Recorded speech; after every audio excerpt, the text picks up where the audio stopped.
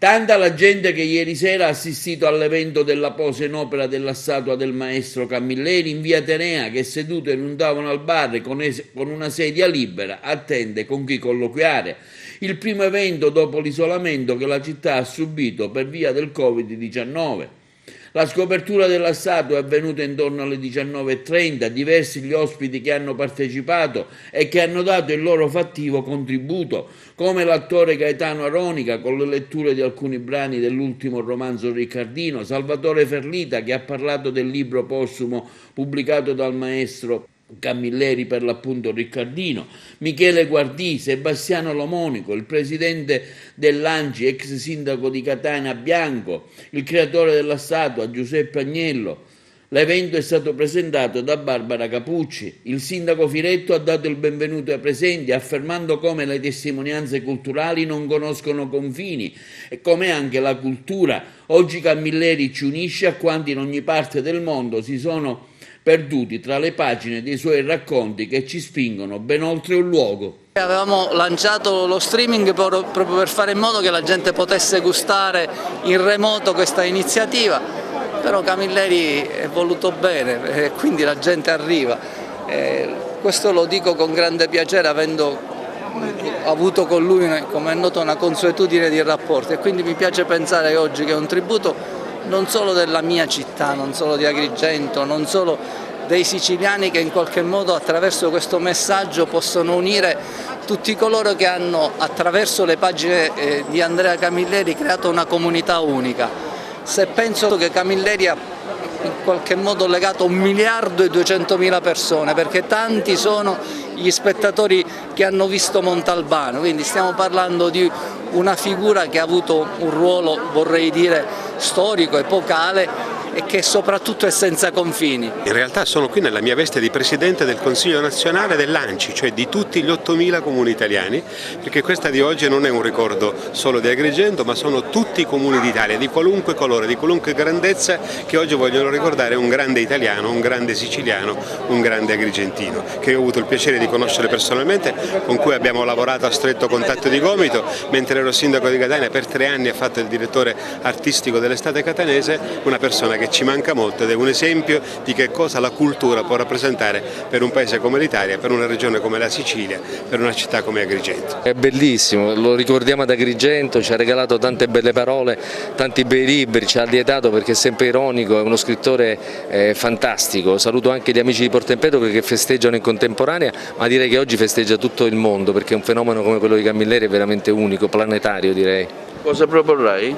Proporrò l'incipit del suo romanzo postumo, che come sappiamo tutti non è l'ultimo, ma è quello che lui desiderava si scoprisse, si pubblicasse dopo la sua morte, e così stiamo facendo, per cui avrò questo grande privilegio davanti alla mia città. Vedo tantissima gente ed è una cosa bellissima, perché la gente è venuta spontaneamente in una giornata estiva ad ascoltare le parole, ascoltare anche il silenzio che la nostra città impone alla nostra spiritualità, che dobbiamo avere nel nome di questi grandi personaggi che l'hanno abitata e che ci danno un grandissimo orgoglio. Insomma, dobbiamo essere veramente fieri, tutti i siciliani.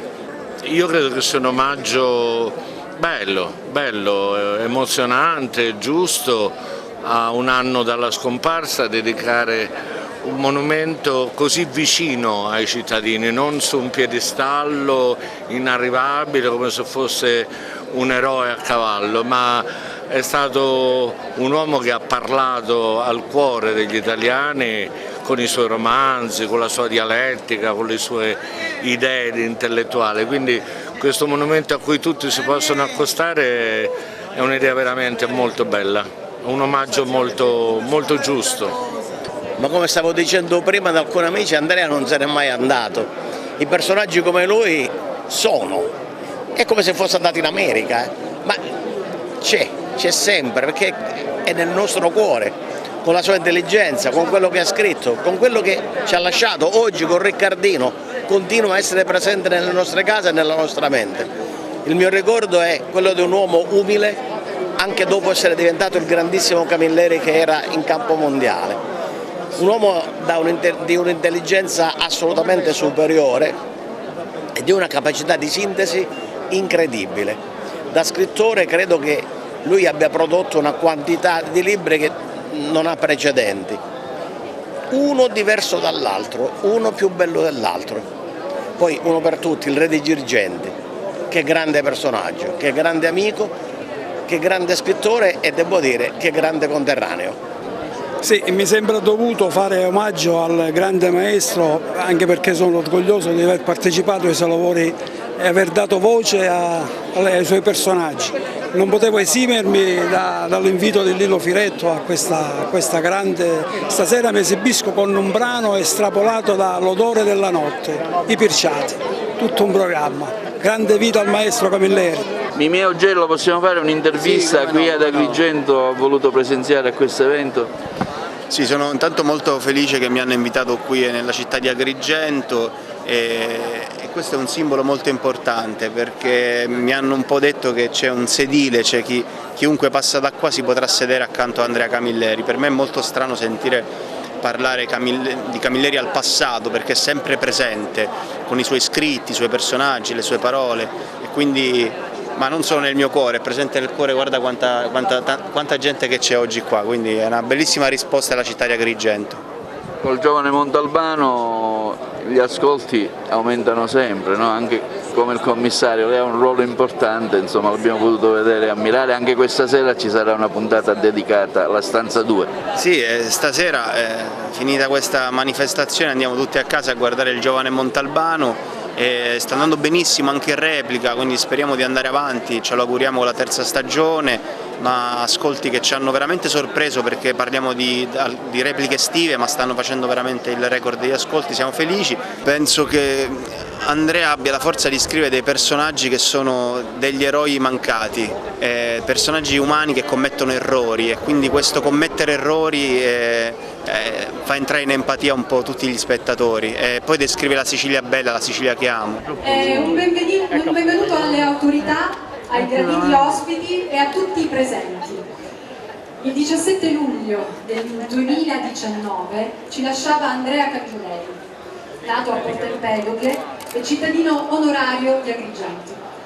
Ad un anno dalla sua scomparsa, questa stessa città lo vuole ricordare dedicandogli una scultura che a breve scopriremo.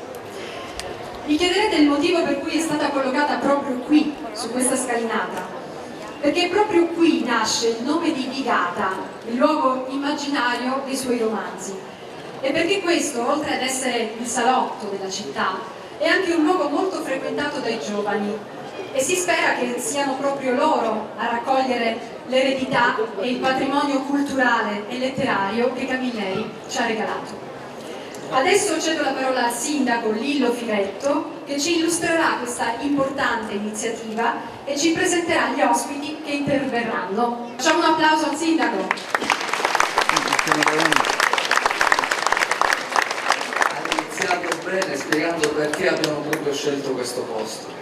Michele Varni che è qui presente e saluto insieme a tanti altri, sa bene che lui sia in un'intervista credo sul Corriere della Sera, poi un'intervista andata in onda da una TV anche locale, spiego perché questo luogo è dietro il liceo classico Empedocle che lui frequentò, tanti altri compagni di ventura di quel tempo con cui rimase legato per tutta la vita e qui dice lui arrivava l'autobus, ha detto ultimamente, prima diceva la pintaiota, con i ragazzi che arrivavano da diversi comuni della nostra provincia, da Casteltermini, da Aragona, da Naro, e quindi lui dice figlio in me quell'idea, quando iniziai a scrivere di Montalbano, figlio l'idea di Vigata, che non era solo Porto Empedocle, ma era un di più, era un intorno geografico e anche un intorno, se si vuole, sentimentale. Ecco perché nel pensare dove collocare questa statua qui abbiamo pensato a questo luogo. Perché ha questa forma? Saluto Agnello che adesso è l'autore, che comincia a venire qua, l'autore del bronzo, perché quando faccio questa brevissima digressione ve la racconto, mi piace dirla, quando pensammo di realizzare la statua a quel tempo del commissario Montalbano a Porto Empedocle, io andai, signor prefetto, casa di Camilleri, di fare come il Po che gli hanno intestato una via mentre era vivo. No, io la vivo una statua, no, dissi, non vogliamo fare questo, la cosa che bisogna fare è fare una statua che si vede al commissario Montalbano, perché ci consenta, Felice lo sa questa storia qui, ci consenta di spostare un po' l'attenzione dall'oriente della Sicilia, dove c'è il set cinematografico di più per Montalbano, verso quella che era la virata letteraria, cioè la parte dell'Agrigentino, Porto Empedocle, Clenaro, eccetera. E questa cosa lo colpì moltissimo facendo quella stata. Alla fine di quella manifestazione lì rimane scolpito il fatto che ci spostiamo, si va al bar albanese, allora gli arancini, la birra immancabile, e c'è una foto che io conservo per sempre, in cui siamo seduti proprio sul tavolino, accanto al tavolino, la birra e gli arancini immancabili. E da lì pensammo con Rosso, con Agnello, eccetera, so che era un'idea anche lì di Felice, pensare che Camilleri si sedesse su un tavolino per sempre e potesse in qualche modo vedere gli agrigentini che, come abbiamo avuto modo di spiegare in un recentissimo passato, non può pensarsi mai che Agrigento o Porto Empedocle siano realtà frazionate. Porto Empedocle è stata la borgata nuova di Agrigento, 150 anni fa è diventato comune autonomo, ma chi sono gli empedocli? Sono gli agrigentini che andavano a lavorare al porto, arricchiti poi da che cosa? Da qualche amalfitano e dai maltesi, perché Camilleri, come Iginex, come Amel, come Nello Amel, sono originari proprio da lì, sono originari maltesi. E quindi questa è la breve spiegazione del perché questa statua assume questa forma. Io vorrei ringraziare tutti coloro che ci hanno collaborato a realizzare questa operazione, che secondo me ha un valore per noi di cemento con l'autore, per le cose che ha potuto rappresentare nel contesto del nostro territorio, per ciò che ha potuto fare in termini di marketing territoriale. Mi piace pensare che questa possa essere un'occasione per fare marketing territoriale anche, in una logica che però è senza confini, perché personaggi come Sciascia, come Pirandello, come Camilleri sono personaggi che non hanno confine. Chi pensa di tenerseli a cuccia nel proprio recinto di paese o nella propria via dove si abita fa un errore madornale. Questi uomini qua sono uomini senza spazio-tempo. Camilleri è tradotto in 120 lingue, l'ultima è il coreano. Detto questo, vorrei che venisse qui l'autore della statua, che è Giuseppe Agnello, che ringrazio. È un'operazione, spieghiamola, che non è partita l'altro ieri, è partita quando? Un'operazione che è partita circa un anno fa, a fine luglio mi ricordo, che già ci eravamo incontrati, progettata l'idea. L'idea va anche a supportare il discorso che ha fatto il sindaco, che ne abbiamo discusso in quel momento. A me, quando mi è stato detto, ovviamente mi è venuta in mente l'immagine l'ultima volta che ho visto il maestro Camilleri, e fu appunto a Porto Empedocle dopo l'inaugurazione della scultura del commissario Montalbano.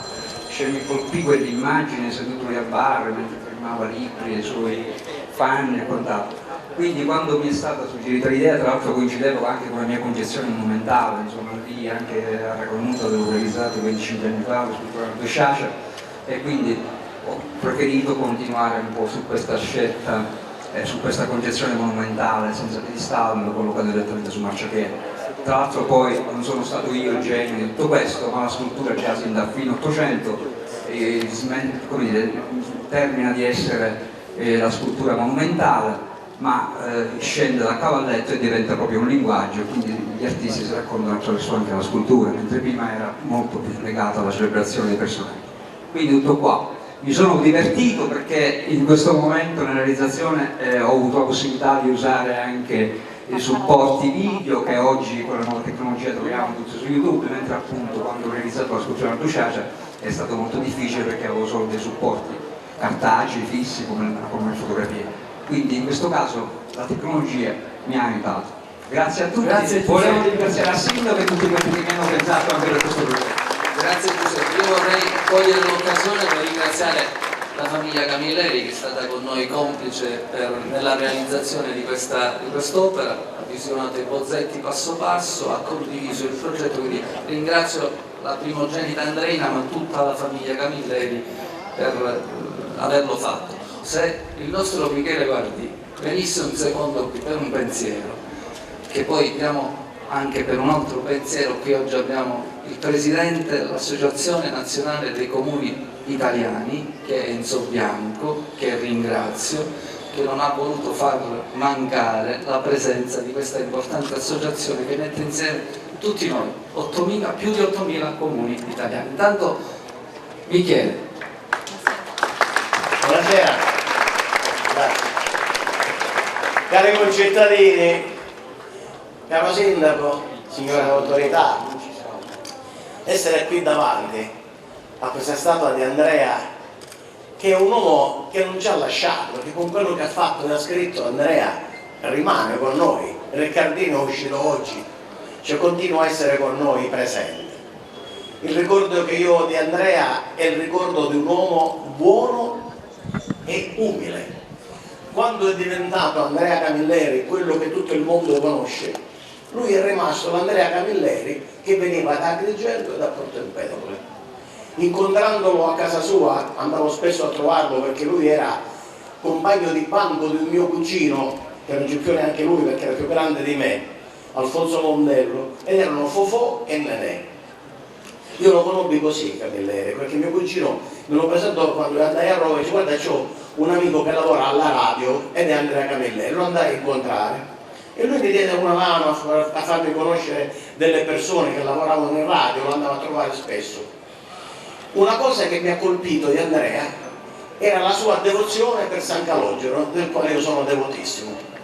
E io gli chiesi una volta, questa cosa la ripeto spesso ma è bella dirla, io gli chiesi: Andrea, ma tu che dici di non essere credente, com'è che la metti con San Calogero? Lui aveva una bella statua nella stanzetta nella quale lavorava e aveva il fazzoletto, il foulard dei portatori della statua. E lui mi disse: a me San Calò mi piace assai. Questo è Andrea Camilleri. Bella serata, grazie. Grazie mille.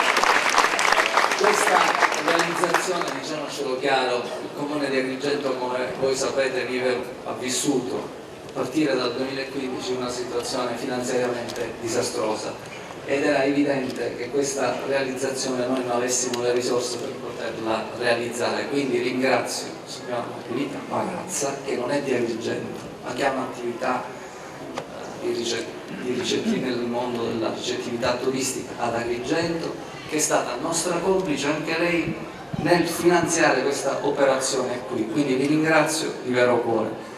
Enzo Bianco, ANCI. Grazie di cuore. Non è soltanto una giornata bella per Agrigento oggi. Io ti porto affettuosamente l'abbraccio ideale degli 8.000 comuni italiani, tutti, quelli che sono aderenti all'ANCI sono la quasi totalità, indipendentemente dal colore politico che non c'entra niente, dalla grandezza della città, dall'essere un comune del nord, del centro e del sud. Io ho l'onore di presiedere, eletto all'unanimità, il Consiglio nazionale dell'ANCI. Ti porto anche il saluto di Antonio De Caro, il sindaco di Bari, presidente dell'ANCI, e insieme vogliamo dirti che Agrigento fa bene a esaltare e a ricordare un suo grande figlio, ma Andrea Camilleri appartiene a Porto Empedocle, ad Agrigento, alla Sicilia, al nostro paese e al mondo. È veramente un uomo senza confini, inversamente proporzionale alla forza della sua identità legata al territorio. C'è questo senso di grande apertura. Io ho avuto anch'io il privilegio, l'onore, il piacere di conoscere e di lavorare con Camilleri, non come attore ovviamente, non sarei in grado, ma Andrea mi fece il regalo per 3 anni di dirigere l'estate culturale catanese e si inventò delle cose straordinarie. Fece recitare pezzi di letteratura siciliana nei luoghi in cui erano stati immaginati. Bellissimo, emozionante, indimenticabile. Concludo dicendo: Lillo Agrigento ha portato fortuna ai comuni italiani. Il 5 aprile del 2019, qui fu firmata dai primi 100 sindaci italiani e poi da tutti 8.000 la Carta di Agrigento. Al Palazzo dei Filippi. Esattamente, era proprio il 5 aprile, lo firmarono molti sindaci, anche siciliani, da Orlando a Pugliese, quindi da Palermo a Catania, dopo naturalmente la tua firma e la mia. Quel documento è diventato un documento ufficiale dell'Unione Europea, è stato approvato all'unanimità dal Comitato delle Regioni e oggi l'idea di fare della cultura un elemento di rilancio anche economico, ma di grande valore culturale, firmato qui da Agrigento, Lillo, è diventato una realtà. Con questa gioia dico grazie ad Agrigento anche per questa bellissima iniziativa di oggi. Grazie. Io vorrei ringraziarvi, tanto Alessio Vassallo, che Giovanni Mimini, il commissario Montalbano, ieri, stasera in onda, mi pare sei in onda stasera, siete in onda stasera, Gaetano Aroni, che è il presidente della nostra fondazione, che vedrete dopo, che anche lui tante volte del commissario Montalbano. Poi c'è, dov'è Sua Maestà Lo Monaco, che non lo vedo, Sua Maestà è là, Sebastiano Lo Monaco, che voi vedrete qui. Poi ci sarà anche un forion di Giugiu Gramaglia, che saluto sin da adesso, tolgo il disturbo. 1, 2, vai! Forza! La mano!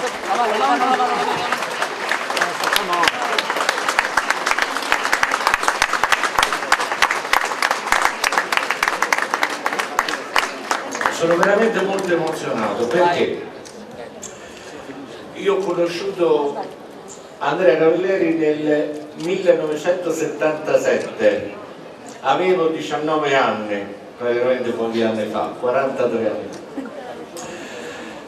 Poco tempo fa, un anno fa, una mia amica mi disse: io non devo niente a nessuno. Io da quel giorno non ho più visto quell'amica.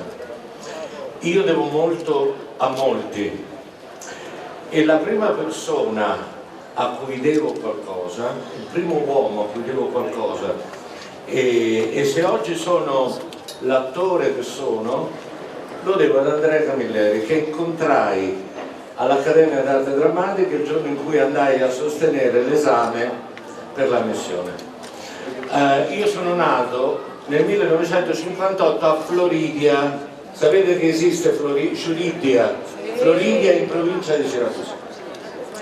E ho vissuto i primi 19 anni a Floridia, quindi io l'italiano non lo parlavo, anzi fino a 5 anni ho vissuto con i nonni, i miei 3 nonni, il quarto non l'ho conosciuto, parlavano solo dialetto siciliano, perché io fino a 5 anni ho parlato solo il siciliano e l'italiano l'ho imparato, l'ho scelto in prima elementare come prima lingua straniera.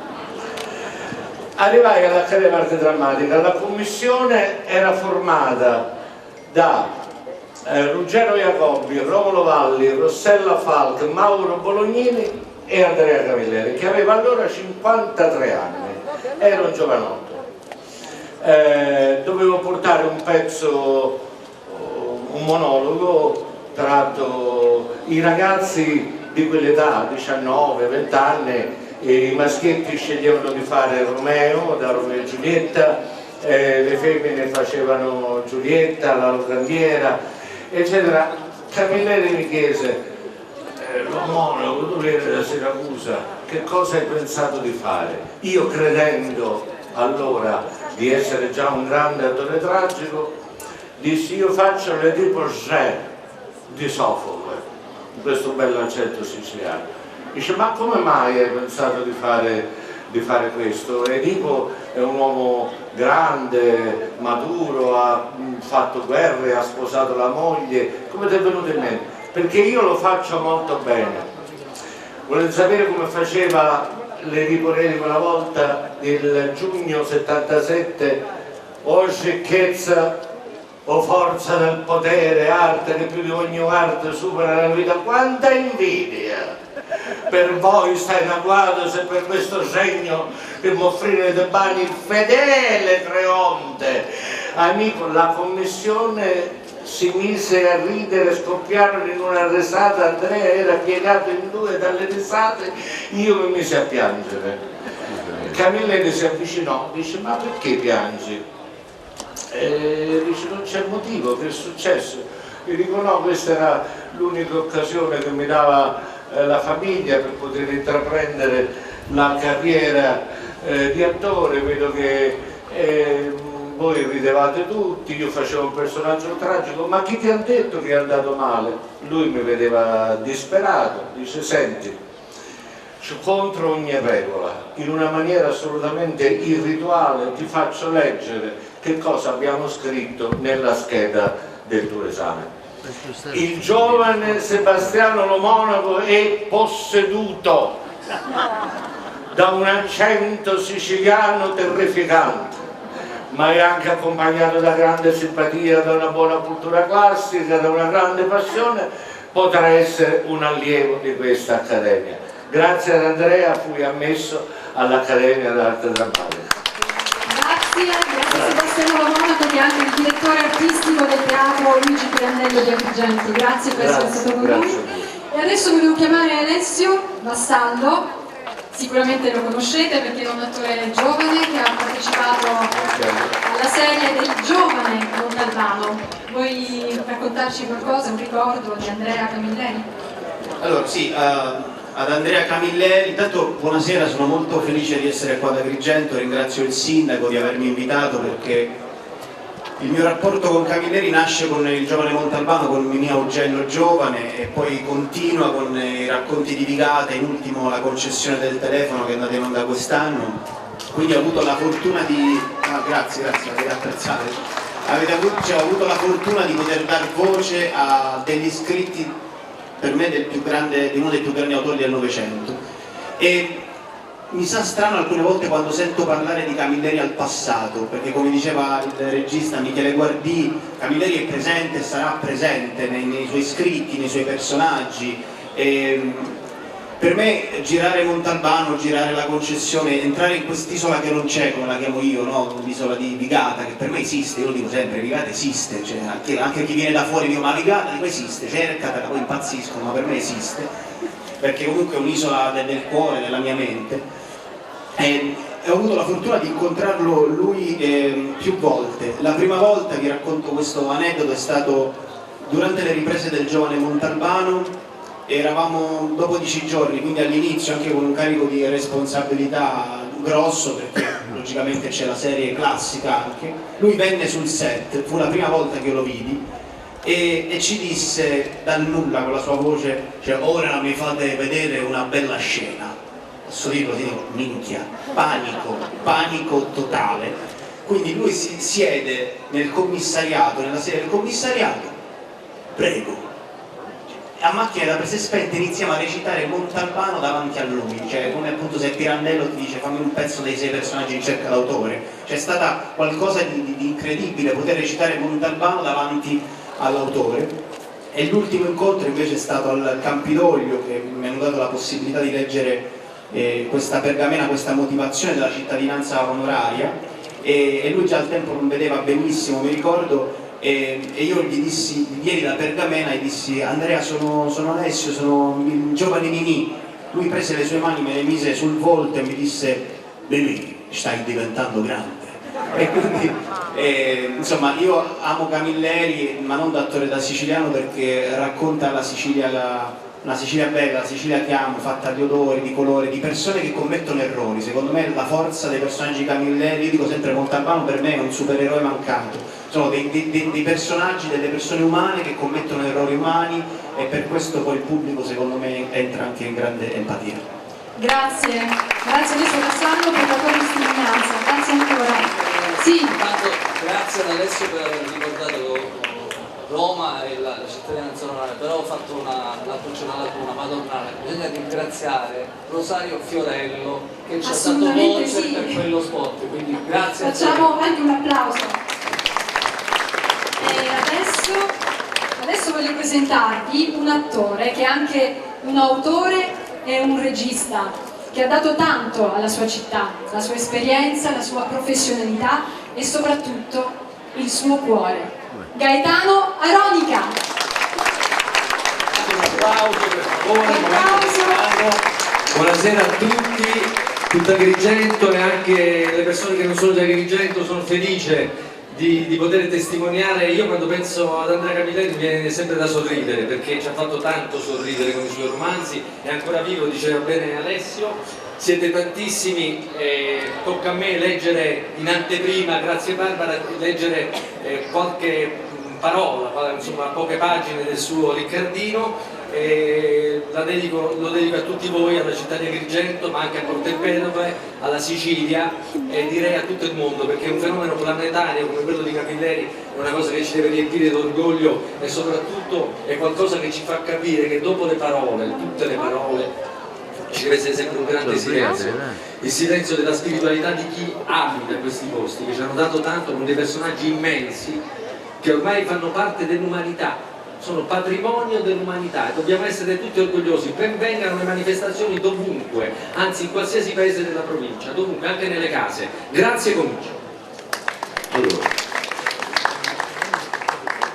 il telefono che era appena riuscito a pigliare sonno, o almeno così di passi, dopo ore e ore passate ad arramazzare San Matula dentro al letto. Le aveva sperimentate tutte, dalla conta delle pecore alla conta senza pecore, dal tentare da ricordarsi come faceva il primo canto dell'Iliade a quello che Cicerone aveva scritto al comincio delle Caterinari. Niente, non c'era stato verso. Dopo il quousque tandem Caterina, nebbia fitta. Era una botta di insonnia senza rimedio, per chi non scascionata da un eccesso di mangiatina o da un assuglio di male pensieri. Aggiumò la luce, tagliò il orologio, non erano ancora le 5 del mattino. Di certo la chiamavano dal commissariato, doveva essere capitata qualche cosa di grosso. Si susì senza nessuna brescia per andare ad rispondere. Aveva una presa telefonica magari al lato al comodino, ma da tempo non la adoperava perché si era fatto persuaso che quella piccola camminata dalla camera all'altra, in caso di chiamata notturna, gli dava la possibilità di liberarsi dalle filine del sonno che si ostinavano a restare impiccicate nel cervello. Pronto? Gli era nasciuta una voce non solo arragata, ma che pareva magari impastata con la goccia. Riccardino sono! Fece una voce che al contrario della sua era squillante e fistevole. La cosa le ridò. Come minchia si fa a essere squillante e fistevole alle 5 del mattino?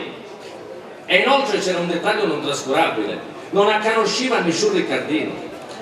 Raprì la mucca per mandarlo a pigliare Silla e in quel posto, ma Riccardino non gliene detti tempo. Ma come, te lo scordasti l'appuntamento? Siamo già tutti qua davanti al bar Aurora, ci manchi solo tu. E tanti canuvolo, ma più tardi sarà una giornata bellissima. Scusatemi, c'è 10 minuti, un quarto d'ora massimo non arrivo. E riattaccò, tornando a curcarsi. D'accordo, era una carognata, avrebbe dovuto dire la verità.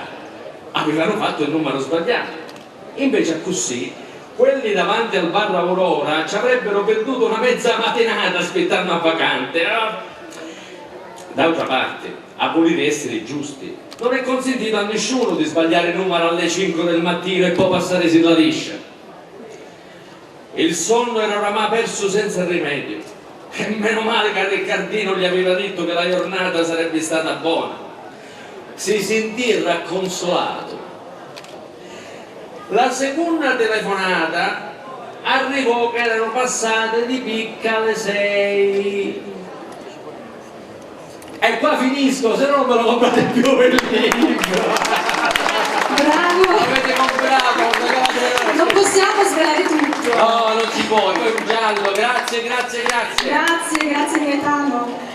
Grazie, adesso vorrei invitare a raggiungermi il professore Salvatore Ferlita, docente di letteratura italiana contemporanea presso l'Università Core di Enna e autore di numerosi libri di saggistica. Ci parlerà proprio del libro scritto da Andrea Camilleri. Riccardino, buonasera. Grazie.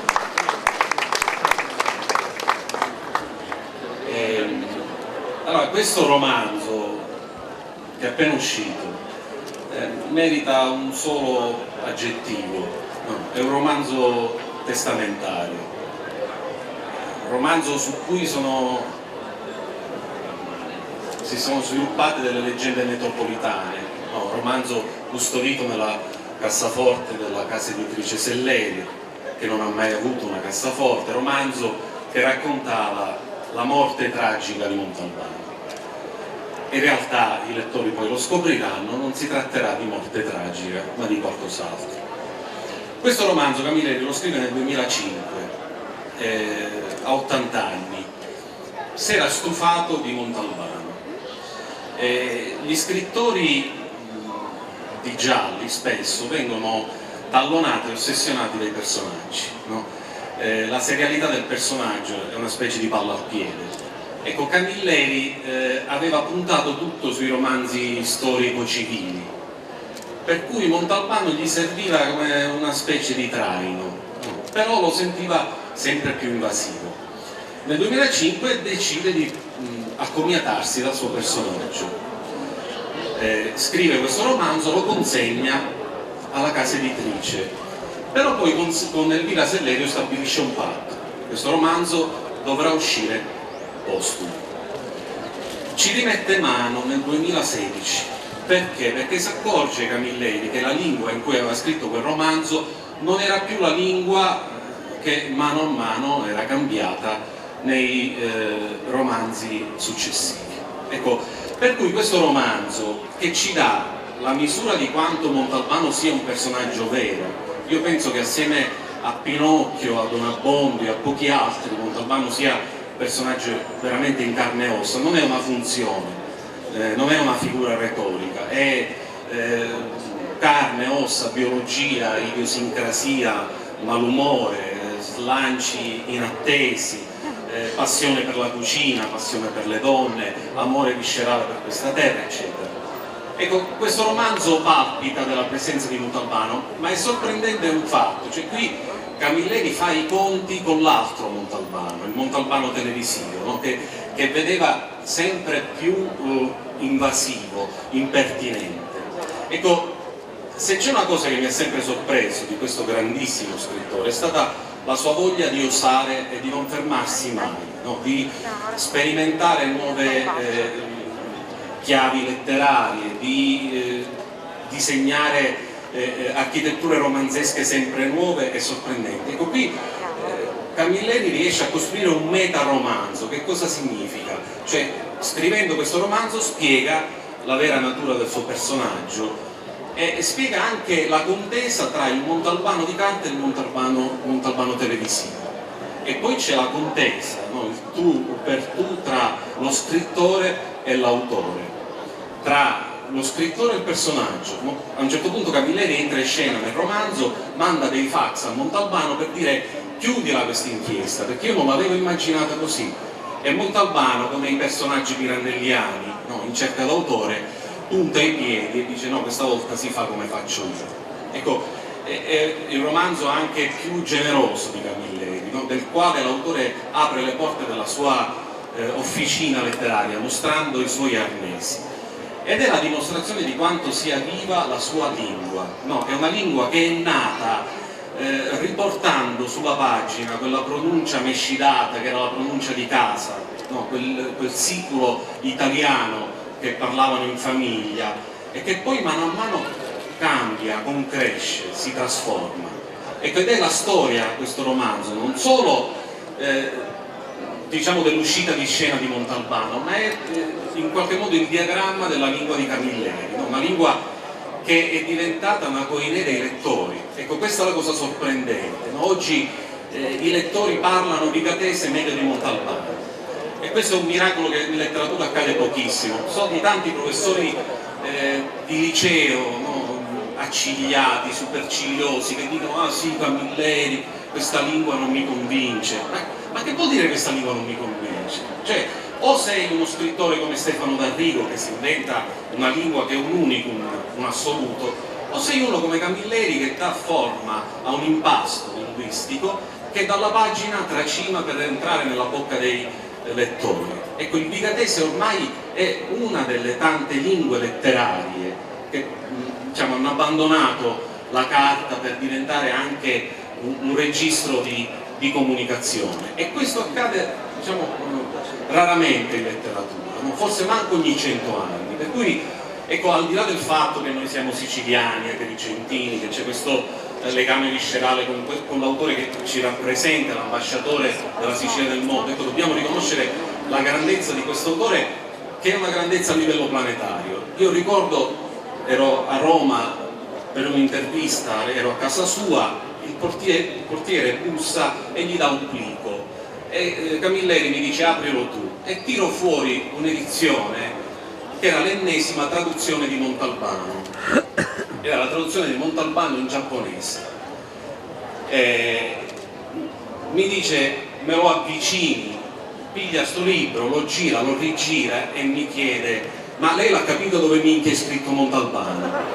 Sinceramente non l'abbiamo capito, però questo significa che quando una lingua diciamo fortemente radicata alla nostra identità riesce a travalicare i confini e quindi a incrociare nuove identità, tradizioni, vuol dire che una lingua talmente ben fatta, talmente costruita diciamo, a tavolino da un artigiano della pronuncia che diciamo, darà a Camilleri la stura per continuare a vivere.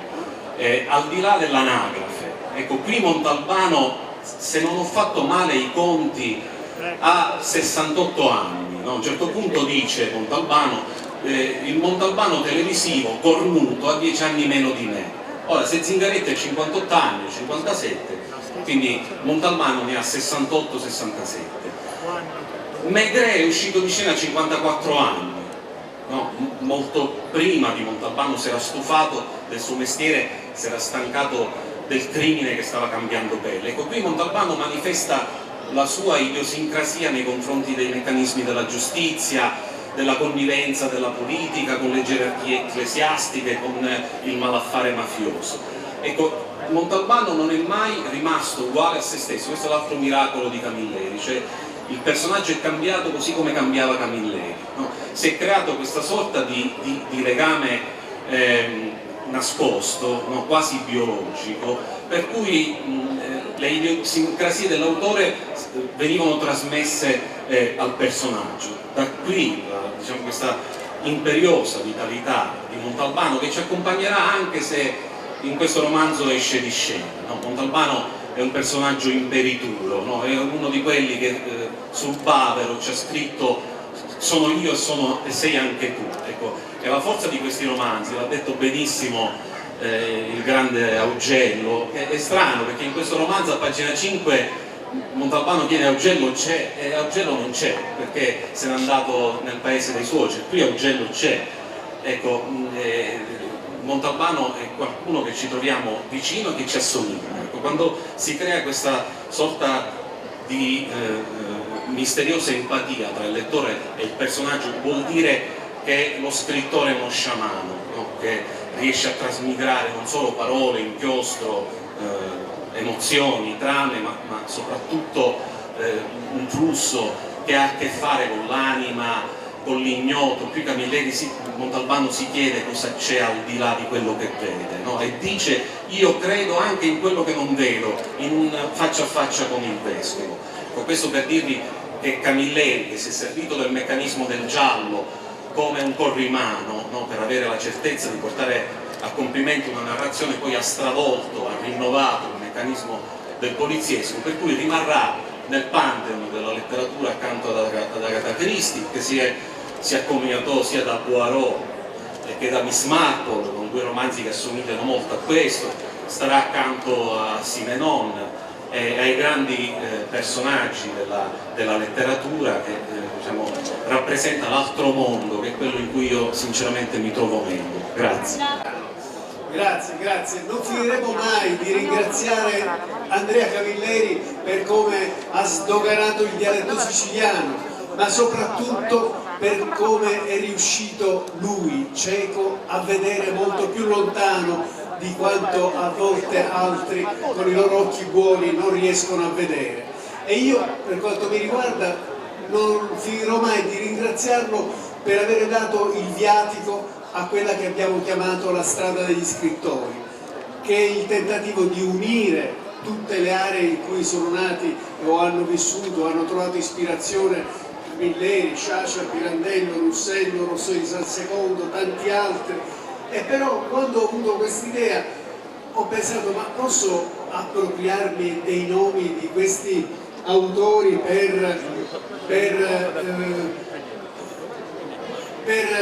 lanciare quest'idea? E allora sono andato con 2 cineasti del Centro Sperimentale di Cinematografia di Palermo, allora diretto da Roberto Andò, a casa di Andrea Camilleri, in via Siano. Siamo piazzati lì con le telecamere e ho detto, ma maestro, possiamo, o si rischia tentando di far leva sui nomi per aumentare i viaggiatori in queste aree, è possibile, o c'è il rischio che sia una contaminazione? E lui con il suo accento che Fiorello imitava benissimo, ma quale contaminazione? Anzi, la strada degli scrittori è la strada del vino che si assaggia, del formaggio che si assapora. Quindi in 2 parole riuscì a spiegare quello che era un po' la mia idea, cioè la strada degli scrittori è un meccanismo che cerca di far da volano a tutta l'intera economia, dall'industria casearia alla casa vitivinicola, agli alberghi, a quanti dovrebbero andare a fare i camerieri o lavorare nel settore turistico qui anziché andare a Londra come si faceva prima del Covid.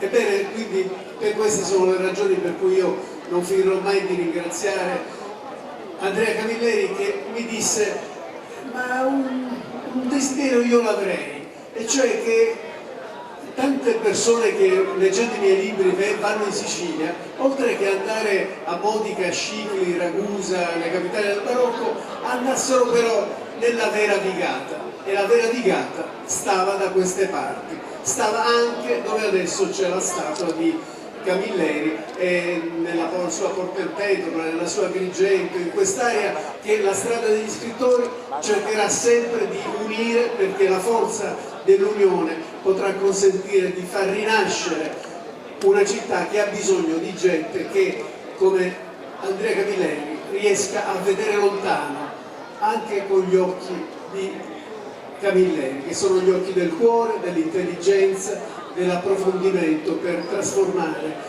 un'occasione come questa in un'occasione di crescita civile. Grazie. Grazie professore, grazie. Siamo quasi alla fine, adesso ascolteremo un monologo dell'attore Giugiu Gramaglia, che ha partecipato ad alcuni episodi della serie Il commissario Montalbano, ma è anche conosciuto per diverse opere teatrali rappresentate nel nostro territorio. Giugiu dovrebbe essere collocato da qualche parte proprio sopra di voi, guardate in alto, eccolo! Ci farà ascoltare un monologo tratto dal romanzo di Camilleri, L'odore della notte. Il ciato è un tipo di pasta molto simile al bucatino, che condito con un sugo semplice scatena il pitito del commissario Montalbano assieme alla pasta incasciata di Adelina, le figlie di Smoglia, i sardi a Beccafino, un burco a Scicasano, un vero cuore della cucina siciliana. Se ne stava a Tambasiana davanti al locale chiuso di Calogero, se l'aveva sputato che ci aveva detto che era stanco e che si doveva ritirare, era combattuto sul dove andare a sviluppare il suo appetito. Ci venne in mente che Mimiglia aveva parlato di una trattoria a uso casa dalle parti di Montelusa, da Eti. Partì, si mise in viaggio. Appena arrivò, si trovò davanti una baracca con il tetto di Romero ondulata e una camera al lato che sicuramente faceva da cucina. questo senso di precarietà, di accupatizzo, ci fisicava a Montalbano, però era combattuto. Ci pareva di fare un corso a Caloggia, un vedetto la buttava, già sì, s'assittò, le tavole, si tavolo intorno, buongiorno, la stavo aspettando, lo sapevo che prima o poi sarebbe venuto, finché il baffuto campanello appoggiato allo stipite della porta. Montalbano rispondì asciutto, e io caso, se la sente, se la sente, ha gli perciati che brucia. Montalbano sapeva che cos'erano i perciati, ma non riusciva a capire che volesse dire con questo a brucia. Se la vedo semplicemente a dire che viene a dire se la sente, precisamente quello che viene a dire, se la sente. E arrivano nei perciati, un piatto profumatissimo e coloratissimo, sciaporava di paradiso. Montalbano decise di fare seggiarsi le sciapole dalle nasche fino al dente polmone. E faccia la porta una bottiglia di vino a portata di mano, non si sa mai, fece il baffuto cameriere. Gli portarono una bottiglia di vino, non c'era solo di Vittoria. Montalbano sull'inghia il bicchiere, fece la prima forchettata, si stuffegò, ci vede la prima occhi, ha cominciato a sudare, si calò subito il primo bicchiere di vino. Ma che c'è? Dice ancora stufficato Montalbano. Niente, olio, cipolla, aglio, chiapparina, olivi neri, angioli salati, basilico, pomodoro panchino, mezzo peperoncino piccante, cagionivo, cascavati e una gattata di luce. Disse il baffuto cameriere. Gesù, fece Montalbano ancora affogato e calando si lava sul bicchiere di vino. Esiste un piatto estremo, come il piacere estremo che ti dà il sesto estremo? Montalbano ebbe magari il coraggio di studiare sul piatto con una fetta di pane. Si calò, dava sul bicchiere di vino. E vuole qualche altra cosa per secondo signore? Montalbano capì che con quel signore il cameriere gli aveva reso l'onore delle armi. Non si fece con la testa Montalbano. Di seguito si calò un altro bicchiere di vino, s'appoggiò al tavolino, si stindicchiò le gambe, si tagliò intorno. Fu in quel momento che Montalbano si sentì come Ulisse, che finalmente aveva trovato